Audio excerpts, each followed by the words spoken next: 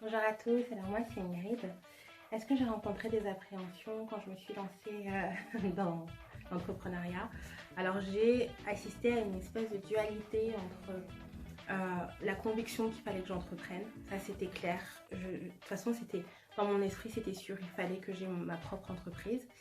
Et d'un autre côté, un tourbillon de mauvaises pensées, de doutes, d'interrogations, de questionnements. Et puis j'avais une partie de mon entourage qui était un petit peu inquiet par rapport à cette décision. Donc ça a été un peu compliqué en effet.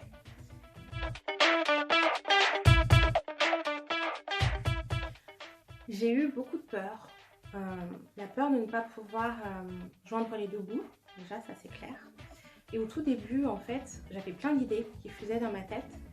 Et j'avais peur de ne pas pouvoir réussir à en faire un projet viable. Au moment de décrire mon projet, c'était le trou noir, le blocage. J'ai pas réussi nécessairement à pouvoir coucher l'idée sur papier, donc pas évident. Peur de ne pas pouvoir satisfaire la clientèle et peur de ne pas pouvoir prendre la parole en public, parce qu'il faut savoir que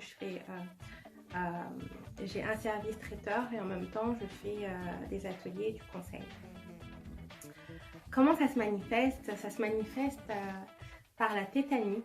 Je suis là, je bouge plus, j'arrive plus à parler, j'arrive plus à réfléchir, j'arrive plus à avancer. Ça peut durer des jours, des jours à être là, à pas pouvoir avancer sur un projet parce que j'ai peur.